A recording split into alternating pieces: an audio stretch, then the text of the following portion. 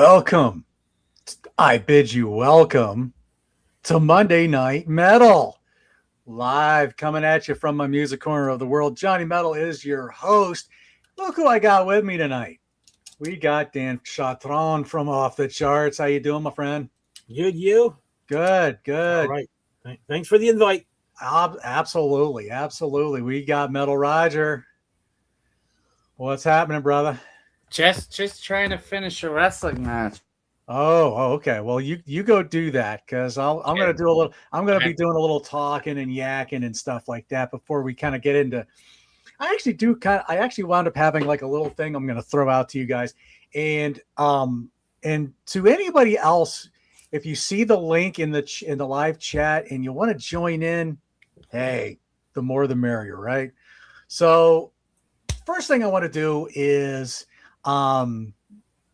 let's see. Oh, there's Mr. Ashley from Ash's Concert and Video Showroom. How you doing, brother?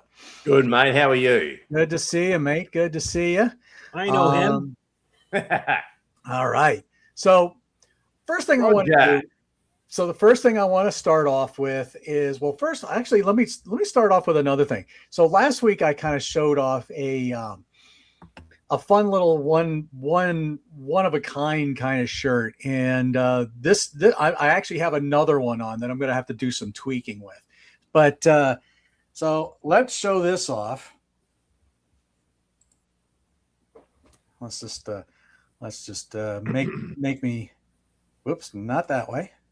Oh, Wrong. who's that? Wrong. There we go. That's what I was meaning to do. So let's pull it back. I'm seeing some Priest in my head now. You know what's funny? I wore that Austin 316 shirt today with the red one. Yeah, I think I got that one too.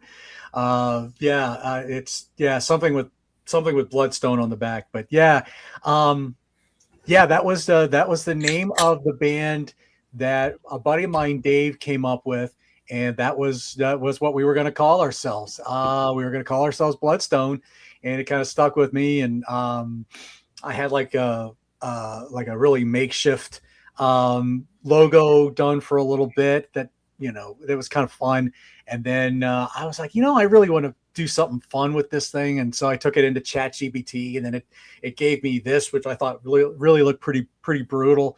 And then I tried to upload it into tpublic.com, and tpublic found it against their TOS with violence and all kinds of stuff. So they deleted my account. So I kind of had, they deleted my account. I kind of have to start over again. But so if you upload or try to upload something that's not to their liking, they'll delete your account? Apparently. Yeah, that's what happened with me. So go figure. Well, yeah, so I kind of had to start over, and I guess I'll have to tweak this one up a little bit. But anyway, so the first thing I want to start off with for you guys. Now I know this is more. I know that we're a little bit more on the hard rock and the heavy metal side, so I know this is going to be a little bit of a different thing to listen to. But my niece on my wife's side, yes, Roger. I would just like to point out I'm wearing a Weird Al. Well, he is wearing a Weird Al t-shirt. Yes, very, very good. Deep purple. And he's got Deep Purple, and Dane's got Centurions. So there you go. So we're wearing all kinds of colors tonight. But I mentioned this a couple weeks ago. I was on Grant's Rock Warehouse doing 2000, I think it was. Yeah, 2000. And I mentioned that my niece on my wife's side released her first single on Spotify and iTunes, and I think YouTube Music and a couple of other places. And I thought, just to promote it, I thought, you know what? I want to promote the single, not that. Hold on. I got to get there first. There we go. That's what I was wanting to do. Now let's see if I can get this to come on. There. Well, I don't want to hide everybody. Come on. Okay, there we go. So that's the cover she used for her single. Kind of dark and kind of gruesome if you think about it. But anyway, I kind of want to play this song for you guys. And like I said, it's not metal. It's just more electronica or some of this current style stuff. But I figure, you know what? She still sung and recorded this, and I want to give her props, and I want to give her a little promotion, a little shout out here. So this is, and her music name is Ariane, as you can see. It's kind of a play on her name, and the song is called Black Swan. So check it out, see what you guys think.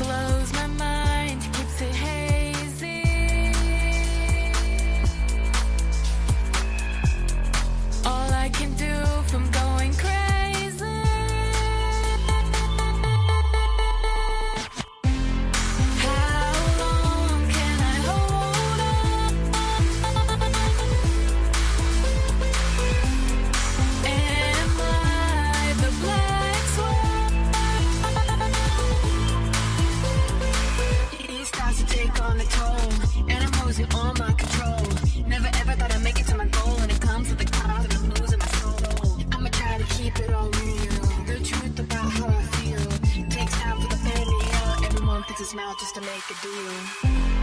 How long can I hold on? Am I the black swan? How long can I hold on?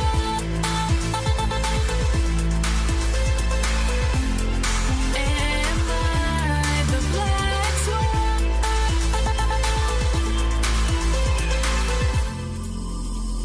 Starts to take a toll, losing your control, begging to go, losing your soul. How long can I hold on? Am I the black swan?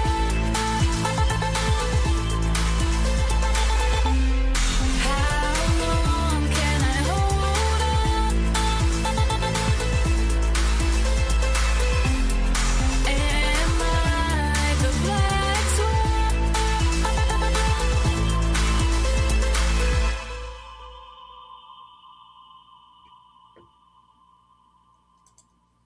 And there you go, folks. Whoop. Don't mean to start it again. There we go. There you go, folks. That's Black Swan by Ariane. So that's thought I would just. I know it's not metal. It's not hard rock. But you know what? Hey, it's new music. She produced it and performed and sings. That's her voice. And I was like, you know what? I got to give her a promotion here. So Cool. Good man. It's a So pretty again, good melody.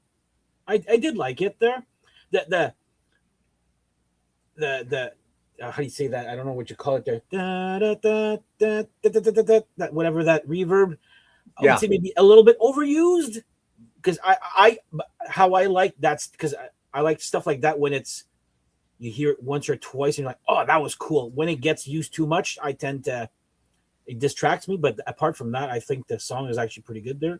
Yeah. Great, good melody. Yeah. Definitely radio friendly, that's for sure. Oh yeah. Yeah, very, very, very catchy. I know I found it earworming in my head for a while. So yeah, so good on you. I hope she's got more that she's working on. She lives in she's actually currently living in Los Angeles. So and she's working in production companies that doing stuff like that. So So yeah, I think it's a good thing. Good thing for her. Hopefully, she can get into that. So, or Yep. you can do some more and see what she takes, and say, hey, by the way, you got an uncle who plays guitar. I know. So what I wanted to do is I wanted to throw you guys a little softball here before we do my other little thing that I was I'll play for you later on tonight. Oh yeah, thank you for clarifying that, Mr. Helgard. Thank you. And by the way, thank you for also putting that song on the top of the on the 2000 playlist. That was that's real. I really appreciate that, man. Thank you. For those who don't know, Helgard has been the guy who does all of the on Grants Rock Warehouse when he's been doing these top 10 from all the years. He's been doing like a YouTube playlist of all the songs for everybody puts together. So that's a mammoth undertaking, dude, and I appreciate you for it. So anyway, so I thought, you know what, I'm going to throw a little softball out here, and I thought I would love to talk about an album that. What does this album mean to you? Okay, so this could be a good topic, or this album you might be like, oh God, you got to be kidding me! Why that one? So here it is, folks. What does this album, released in July of 1980, mean to you? Oh, Ash, do you want to go first? Okay. Yeah, sure. Why not? It means a lot to me, actually. I bought this on the day it was released. Yeah. I bought this with my Christmas money. And it was the first album without Bon Scott, and we all got introduced to Brian Johnson. And it was an instant hit. It really was. They released You Shook Me All Night Long. And today it still holds up in the test of time. It's still one of the all-time favorite songs. Right. I reckon every track on it is a killer. As Grant would say, it's all killer, no filler. And for me, that's always in my top 5 AC/DC albums ever. Right. I can't fault it. So, yeah, that's a Aussie classic, and it means a lot to me, 100%. Okay. Dan, how about you? that's a double diamond, by the way, is it? I believe so. I think so. It just got double the other. I own it. I like it. I don't think I like it as much as Ashley does there. Not because it's bad or whatever. It's just I literally only got all of my AC/DC albums probably like in the last 2-3 years. Okay. I'll always remember my friend Steve from Rock and Metal Invasion goes, of course, this guy doesn't own Back in Black, but he owns some other obscure album. I'm like, fine, I'll get them all. And yeah, Hell's Bells, great. You Shook Me All Night Long, whether you heard it to death or not, very great. But one thing is like, my God, Shoot the Thrill really got a second life when Iron Man 2 came out, right? I don't know if anybody remembers that. Yep. But it's a good album. I did not buy it at the time. My God, I was very late bloomer for AC/DC. Probably not until like 10 years later that I either. Wow. I did buy them though on CD. I was not even aware of the Bon Scott, and then as a kid, I was 8 when that came out. So yeah, I wasn't really aware at the time, but very good album, yes. Yeah. All right, Roger. What can you tell me about what do you think about Back in Black? I call BS that Brian Johnson had anything to do with writing the lyrics. For one, Okay. because that sounds like a Bon Scott album to me. Because the lyrics changed right after that album.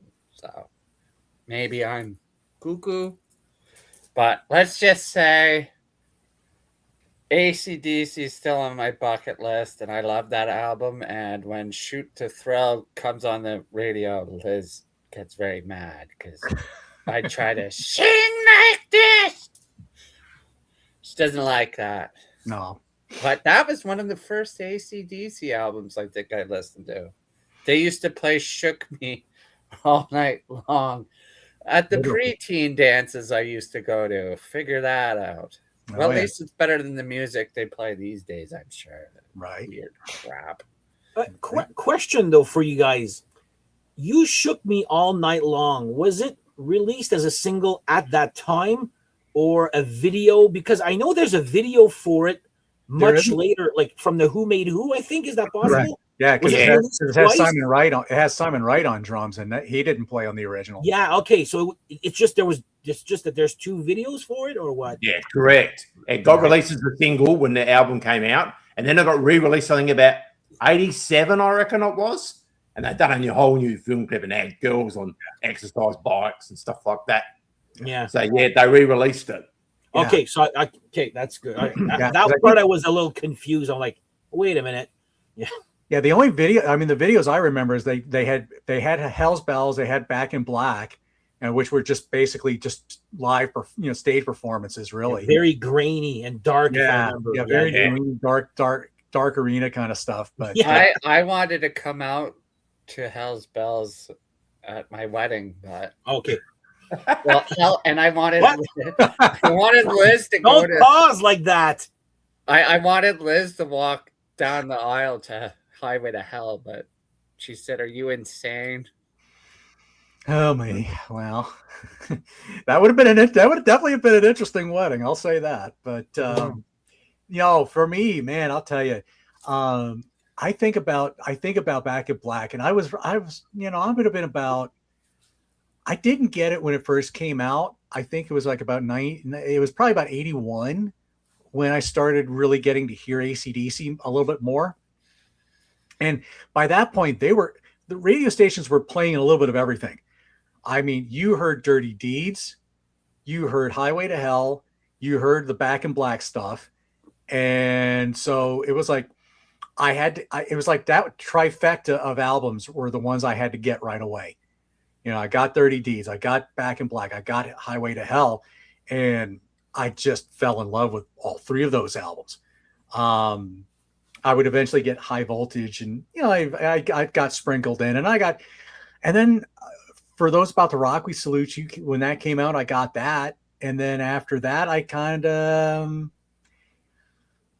no pun intended, but you could kind of say after that, I kind of flicked the switch off for AC/DC. Sorry, I had to do that. Although that is a really good album. Thank you. I'll try not to be here all night. But anyway, although Flick of the Switch really is a good album, it just didn't have that same kind of punch that Back in Black had. And especially Dirty Deeds and Highway to Hell. For me, there was something so special about those, especially the two Bond albums. But I mean, my gosh. I mean, both Ash and Dan, you all said it. I mean, I don't care how many times I've heard Hell's Bells. I will still go nuts during that song. Oh yeah. Shoot to Thrill. What Do You Do for Money? Giving the Dog a Bone. Let Me Put My Love Into You. Come on. Who does not think that song is okay? Sleazy lyrics aside, that is just a great track.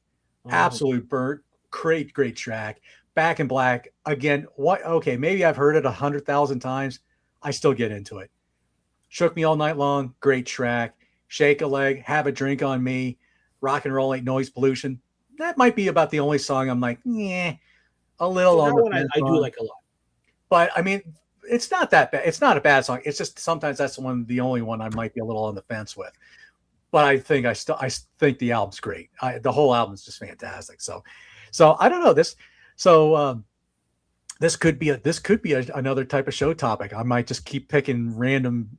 I might go A to Z and say, all right, I'm going to pick something from B and say, okay, what do we think of this one? So we'll come back and revisit this. But so Ash, going forth from Back in Black, still a huge fan, or did it kind of trail off a little bit? Yeah, I'm still a huge fan. I honestly, I must admit, I wasn't a huge fan of For Those About to Rock. I thought it was a little bit disappointing compared to Back in Black, and they sort of They dropped a bit, but I love Flick of the Switch. I think that was a bit of a return to form album. Fly on the Wall, yeah, got some okay tracks on it as well. I certainly bought that back in the day when it was released. Mm-hmm.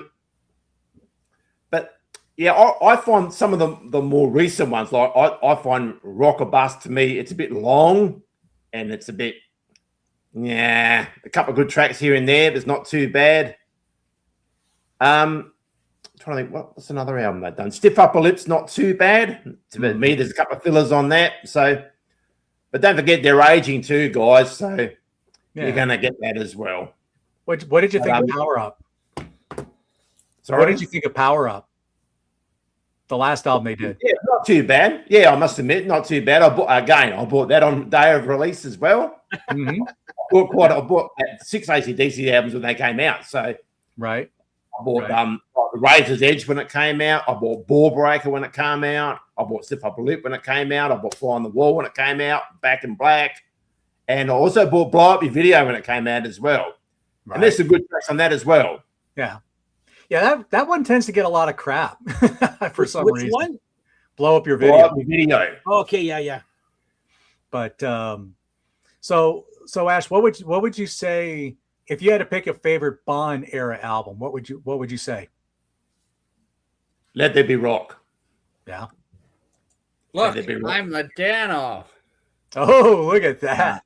Nah. All right. He can show it off right on the spot. Love it. Where I'm different to Roger, I'll pick Let There Be Rock, but I'll pick the Australian version. Okay. I'm not too sure if there's anything different there. I can't remember really, apart from the cover being different. Right. But yeah, definitely my favorite album of the Bond period. Okay. What about you, Dan? From what you've been able to kind of go and look through or listen through, do you have a favorite Bond era album? I will have to. So I don't know how you pronounce it. Is it Power Age or Powerage? Power Age. Power Age. I always said Power Age. Because some people say like an outage. It's like a Powerage. Yeah, I've heard that too. So yeah, I don't know. I like that one. Main reason is because I'm a bass player, and Sin City is probably like one of my top 5. I used to be, again, this is in the past. I used to be only Bon Scott and Brian Johnson era can go F itself or whatever. I've changed, but when they came out with those Digipack CDs, I had bought all the Bon Scott ones. Mm-hmm. To me, that's when AC/DC was fresh, very fresh even there. Right. Yeah, I'll probably go with Power Age just because of Sin City, maybe followed small by Highway to Hell, because to me there's no no duds on that. All killer, no filler. But Ash, the version of Let There Be Rock, is that the one with all you see is like a guitar? Is Correct. that the one? Yes. My ex-guitarist from my fun band actually has that album. He has that one, the one with the tattoo or the arm. I forget which one that is there. That was Dirty Deeds. Dirty Deeds. Dirty Deeds. Yeah, the original. We got the ones with the censored covers here. But yeah, he as a kid was a huge fan, and he was showing me this. I'm like, yeah, that's another one. I don't have that one. Yes. I have the international version. But he's showing me like that album. I'm like, what is that? And this was maybe less than 10 years ago, until I was not aware of all the different album covers. And is it Crap? I think it's Crap City Blues. Is that on it? Crab City Blues. Yeah, that's not on our version No. of Let There Be Rock. That was the big difference, if I remember correctly. But yeah, I'm going to go with Power Age. Just da da da da da da da. And there's a sort of a bass solo in the middle. So yeah, I'm going to go with that one. Right. I'm a sucker for bass stuff like that. Roger, what do you think? Do you have a favorite from Bon Scott era? It used to be Highway to Hell when I was younger, but now it was the album I just told. Oh yeah, okay. Because so Let There Be Rock's getting some love. I think it's a little underappreciated, some of the songs. Well, like Overdose is a very underrated song, in my opinion. And believe it or not, Lars Ulrich played it on his little. I guess he has some kind of thing on the Metallica radio station that he plays deep cuts from bands that influenced them, and he played Overdose. I was like, I'm impressed, Lars. Sure. And I'm never impressed by Lars. Oh, there Tell you us go. what you really feel like. Exodus do a cover of it as well. Yeah. Well, yeah, there's Jailbreak EP getting a little love here from Helgard. That's a good choice. See, as a kid, here for the Power Hour, which is the MTV Headbangers Ball equivalent, they kept playing that Jailbreak, and we're like, where is this from? We did not know where that song was from until that 74 Jailbreak. That's a great song. I used to hate it, but now I love it. Yeah. Yeah. I think for me, if I was going to pick a favorite Bond era, it's probably going to always be, Highway to Hell, because sometimes Dirty Deeds, like, I don't know. There's a couple songs on Dirty Deeds that kind of, it doesn't do it for me. I'm trying to think of which one it is. It's the on the American, the one with the censored eyes version. It's the one that starts side 2. Right. Problem Child? No. Dog Eat Dog? No. It's on Dirty Deeds. It's Problem Child and side 1. It's because Problem Child is on 2 albums here for it's on Dirty Deeds, and it's on Let There Be Rock. I got them in front of me right here. Give me 2 seconds. You sing Dirty Deeds? Dirty Deeds. There's gonna be some rocking. Yeah. Sometimes that can be a little, I don't know. Sometimes it's an okay song, but it's not like my absolute favorite. Ride On. Ride On, so good. I have a good story about this one. So, so this is what not yet. So, young teenagers never ever. You listen to music when with headphones on and sing the lyrics out loud. So when your mom hears them, this song would not be one of those songs to do that with. I thought back, I was starting to learn to play Clue, and what's one of the rooms in Clue? The ballroom. I just figured big balls. I figured it was about parties. It was about, That's what he wants you to think. Yeah. That's exactly. That's what I thought it was. And, I didn't know what the heck. I was in 6th grade going on 7th grade. What did I know? Right. I didn't know. Well, apparently my mom knew. So I was like, whoops. So yeah, that wasn't too smart on my part, but hey, still a fun song. Rocker's a fun song. Squealer's a great, underappreciated track. Oh my gosh, so good. I love at first feel. I think that's a great track too. But then you got the classic title track. But so I'm going to throw another one out. So Ash, I know you've seen AC/DC, so I'm not even going to ask that. I won't. I know better than to ask that. Dan and Roger, you say you have never. Roger, I know you said you've never seen them. Dan, have you ever seen them? Twice. Okay. I saw the Stiff Upper Lip and Rock or Bust. Okay. We had a giant concert up in Toronto when SARS was a thing, like COVID. Yeah, I remember that. Yeah, and my cousin had tickets to that damn thing because they were giving them away for free, and he didn't bother say like, "Hey, do you want to see AC/DC and the Rolling Stones?" No, he just gave them away. The bloody prick! I'm still mad at him. Ash, when did you say you saw them? I saw them on the Razor's Edge tour in '91, and I also saw the Rock and Bus tour in 2015. Okay.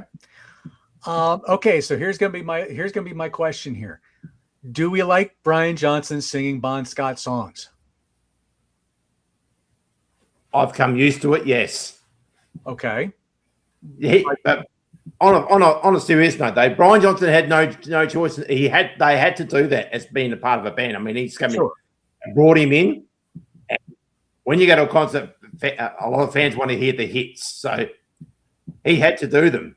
He had to do them. I've come used to him doing them now. I mean, sure, I mean, there's always that rivalry between Bon and Brian. You're always going to get that. And some people go, I don't listen to the Brian era, but those people, they annoy me a little bit because I think they're missing out on a lot. Yeah. A lot of the catalogue of what they've done. Because, I mean, Brian's been in that band for over, nearly 40-odd years now? 36 years. Yeah, surely people would have got used to him by now. Yeah. No, I don't mind him doing them at all. It doesn't bother me. Right. Dan, what do you think?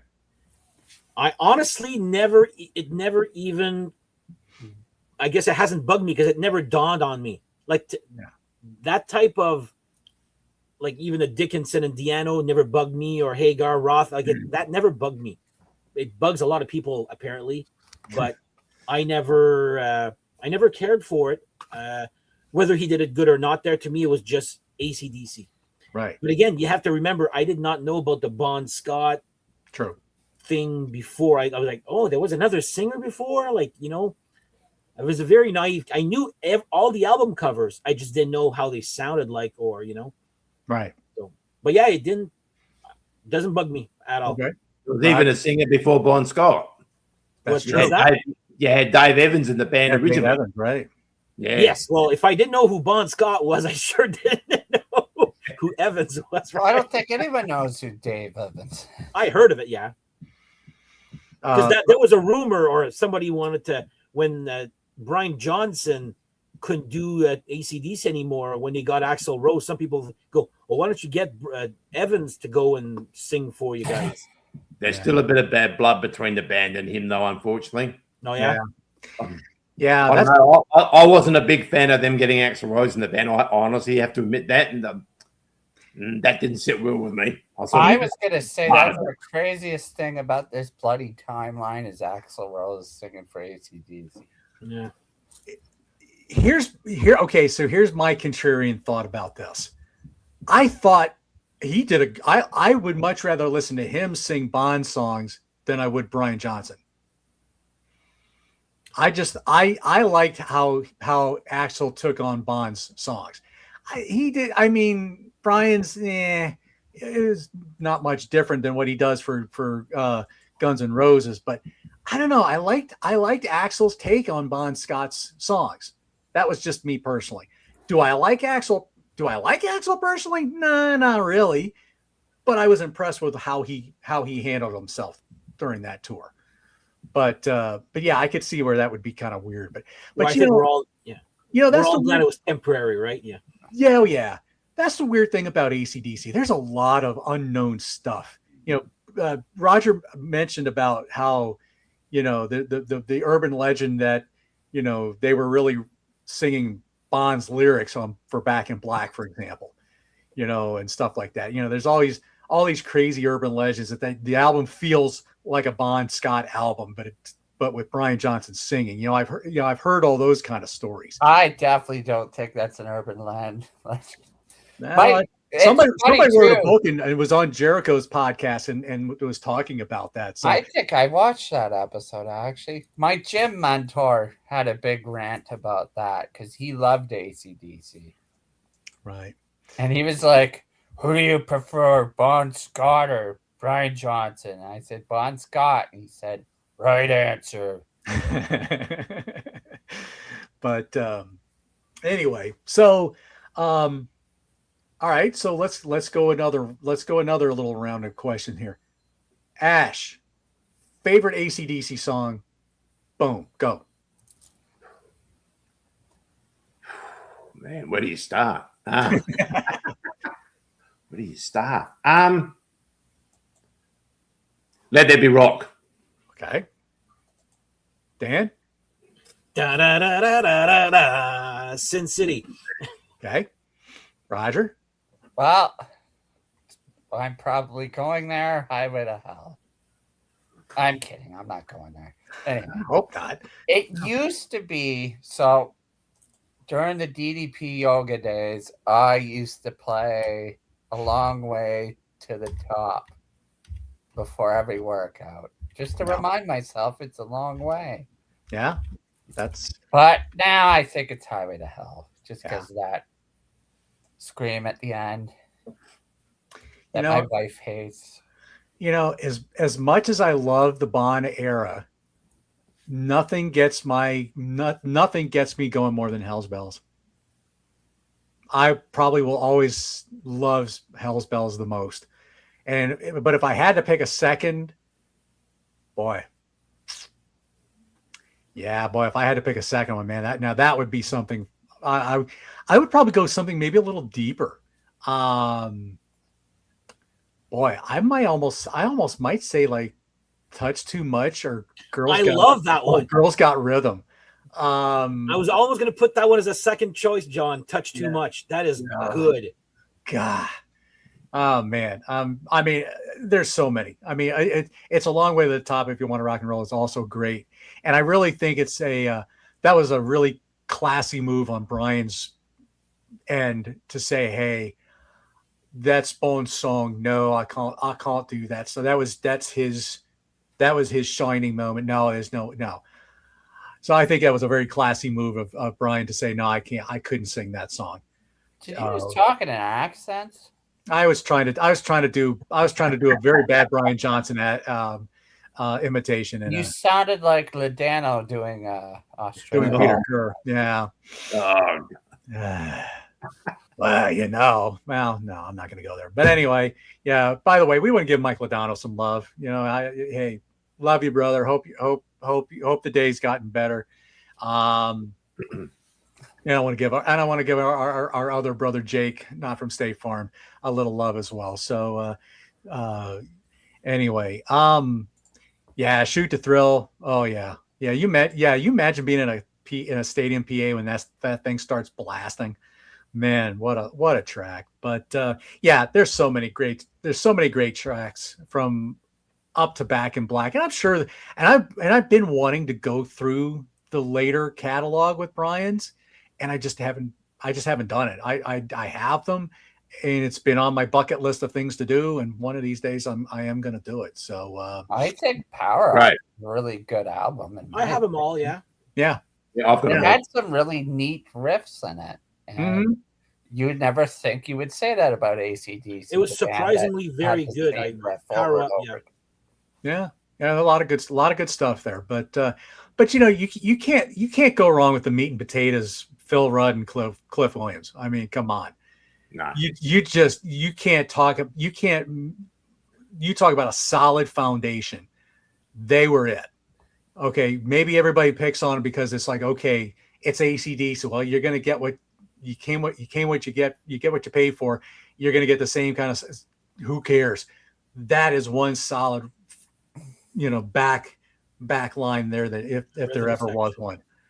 So classic stuff. So I don't know, guys. What do you guys think about this? Is this a topic worth going down the alphabet with? And I just pick, I'm going to pick stuff probably from my collection.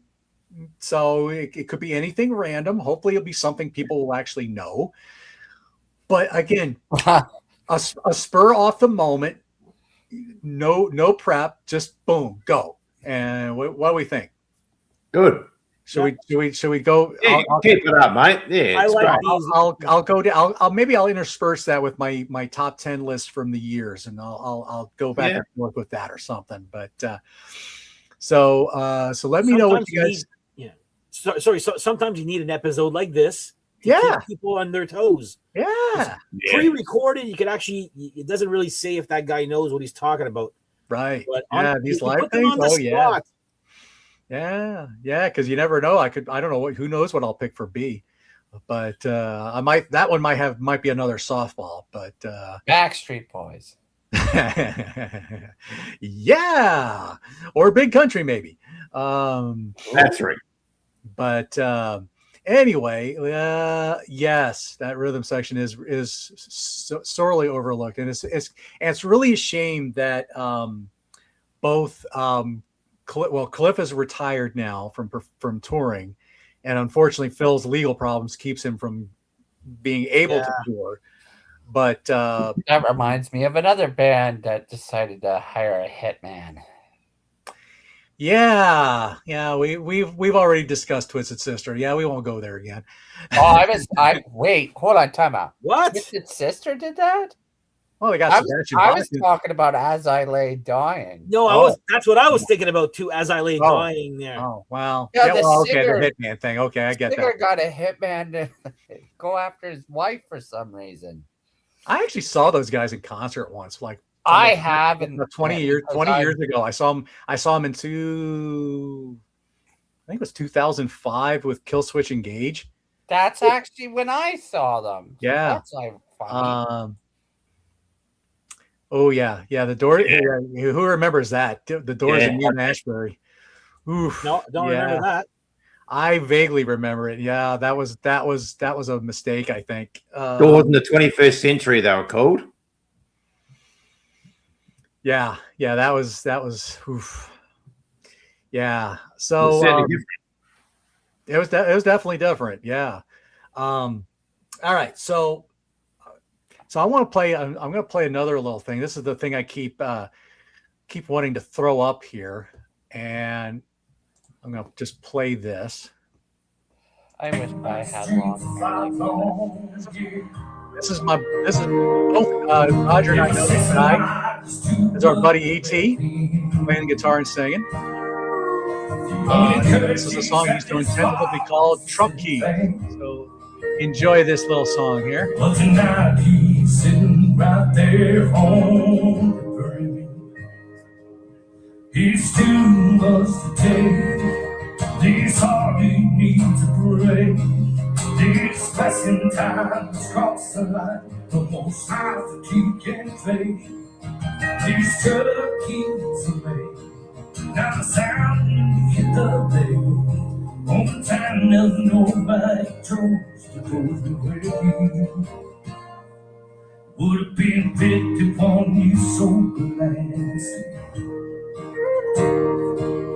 Make the most of this promise he is meant to keep. When she told him he could drink or he could stay, he decided to fight and live life. He just needs and pray. It's too much to take. These hard you need to break. These passing times cross the line. The most smiles that you can fake. These turkeys away. Now the sound when you hit the bay. All the time and nobody chose to go away.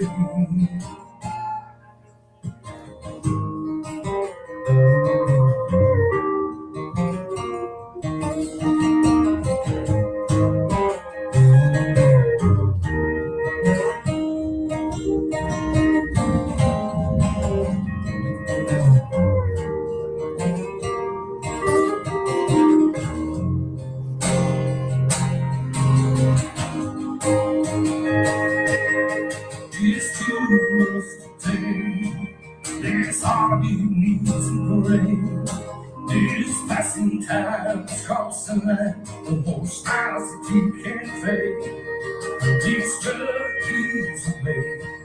Now the sound when you hit the lake. All the time and nobody chose to go away.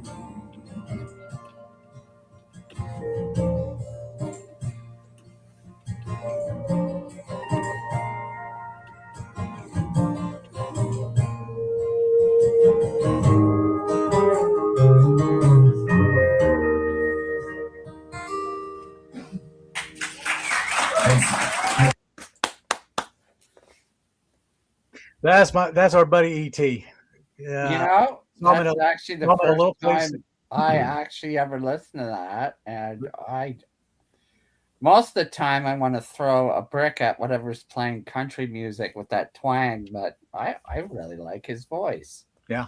I might tell him that. hopefully ET will watch this. So is he on Spotify? Because I kind of Yeah. want to listen to that song. he is. I don't know if that song's on Spotify yet. He said it's fairly new. So I'm gonna go with no, but that is But a good song. acoustic ET, I think is the I know his link will be in the in the description here. Or it's in the description for that video. You can just go on my channel and check that out. But yeah, yeah, ET's a good dude. I love him. Knowing him for that's not my style of music, but man, what do you call that guitar, John? Like on the pedal steel, the pedal steel. I've never seen that live. I would love to see that live one time in my life. I was mesmerized just by watching that guy there, just because I've never seen that live. Like Every you've seen it in videos or TV. country band has that. Yeah, Again, yeah. I don't. Yeah, as country as I only saw Shania Twain on country, and there's none of that. Oh, well, that makes sense because Shania Twain is awesome. Watch your mouth. Yeah. Hey, I like Shania Twain, but she's now a sellout. So, go ahead, Ash. Nothing wrong with Shania Twain. All right. Nothing wrong with Shania. But, hey, me and my wife were gonna go see her, but my wife she's like, "What the heck happened to her? She's turned into some pop singer, blah blah blah." And I'm like, "Well, that's not Shania Twain anymore," she said. I'm like, "If you want to go, go. If not, leave me alone, I guess." Right. But ET's style is, when he does a lot of that kind of stuff, he's very influenced a lot by the outlaw country kind of stuff, but he is also influenced by some punk and some alternative and different stuff like that. He also has another kind of project where he mixes a lot of groove guitar with some beats and some hip hop is kind of thrown in there, and he just has that music that just kind of makes you want to move and just groove a little bit. And but yeah, he's a good dude, and I got to see him over the weekend up in Chattanooga, and little venue, little listening room. It couldn't have been more than 30-40 people or something in there. It was a very small place, but it's a perfect atmosphere for a solo guitar guy like him, or to have another musician with him. So great atmosphere for him. So I was happy to make the trip up there. And there was a fella named I can't remember his whole name now. Give me a second, because I don't want to butcher it. I feel bad that I can't remember his full name. A. Lee Edwards. That was the other guy that was with him. And he's been around. He's a North Carolina singer-songwriter. He's been around apparently for a little while. There's stuff that apparently I guess he's a well-respected person in that genre. And so when he was going to be coming through the Chattanooga area, and he managed to get they got ET to be the opener, he was very stoked about it. So unfortunately, we did not stay for Ailey Edwards. We wanted to get back to Birmingham because we had something first thing in the morning to do. So we wanted to make sure we saw ET's set, and I'm glad we did. It was worth the trip up there. So Dan, what have you got coming up on Off the Charts? Well, we actually talked about him where I'm recording with Jake tomorrow. Cool. I've got a reaction video of the oddest band I've ever seen or heard, but everybody's talking about it on the internet. It's a Quebec band. That'll be on Friday. Okay. With Jake, it'll be next. It's going to be airing on Monday. And of course, live streams on Saturdays at 6 p.m. Eastern. Okay. That's it so far. Cool. Ash, you're still putting up stuff from the video vaults and stuff, yes, right? Yes, I've been a bit quiet of lately. I've just been on Grant's Rock Warehouse. We did an interview with Wendy Stapleton from the Aussie band Wendy and the Rockets. Mm-hmm. That's doing very well there. That was a great interview, really good. Right. And I'll be back on the Warehouse sometime in April to do a Little Known Bands That You Should Know show. Those are fun, huh, Ash? Yeah. I couldn't believe those. That's a great concept. I love that. All I could think of when you put Thunder Mother up there, all I can think of was your face on your little thumbnail on the YouTube thing going. That's all I could think of. No, that was a great time there. I of course I went and watched yours. I'm like, oh my god, I didn't realize how many of these there was. Thing where I'm different on when I go on there, I stick with the Australian genre. I like to everything from Australia on the show. Right. Yeah, all right. That's my thing. So Ash, I've got one for you. Yes. I want to see if you are familiar with this band. And you'll probably wonder, how in the world did you know about this band? What do you know about this band? Particles. The Particles. Very little. Very little. No. You got me with this one.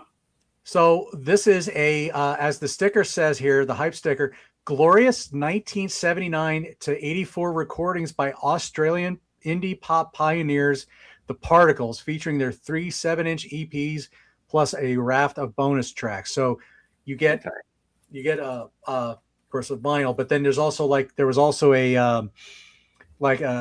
this version came with a like an MP3 card of where you could download all the extra stuff that was on this.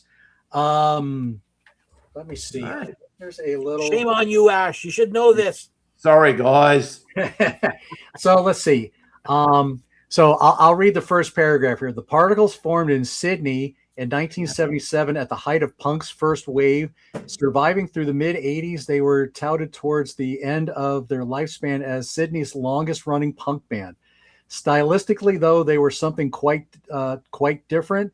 The singer would blah blah blah blah blah. Okay, so they were they're thought of as like a 1980s bubblegum pop, I guess is how they call it. What they call the Particles. The Particles, yes. I think. Okay, I've written that down, so I will suss that out. You could. So I'm sure you could probably question next week. I'm sure you could probably find some songs from them. But the record store that I go to here in town, somehow they got partnered with a label and they got to do like an exclusive to their store for this album. And there's the color. Beautiful. The color of the vinyl.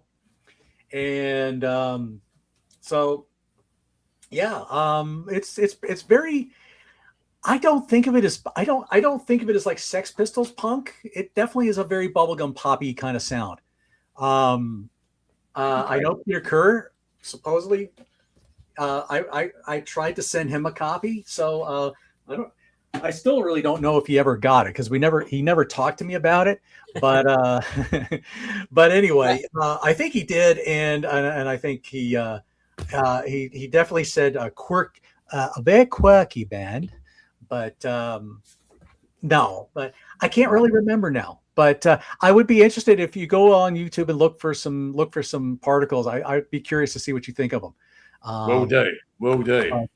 So anyway, guys, thanks for doing this. Roger, are you going to be on anybody anytime soon? Who knows? I just float through the. Talk about a softball I just threw up to you. Roger just floats through the ether, and if someone wants me to do something, I say, sure, why not? There you go. Well, I might have a podcast soon. Wow. Who knows? There you go. Oh, there you go. That'll be good. Called Two Guys Watching a Train Wreck. Oh boy. Gotta love that. So, all right, dudes. Well, I appreciate you guys doing this on the spot kind of show. Yeah. Hopefully next week I'll be back with 1971. I think Uncle Meat wanted to join me for that, so we'll see. We'll see if that comes together. I still got to get my list together. That's a hard year to pick. But I don't even know what the heck's out that. Wow. Anyway, for Dan Chartron from Off the Charts, for Ash from Ash's Concert and Video Showroom, Metal Roger, I, of course, am your host, Johnny Metal. Thank you all for tuning in. Let's play my little intro outro video, and we will catch you guys on the flip side. And let's see, let's get these guys in there too. So, all right, let's ride this out.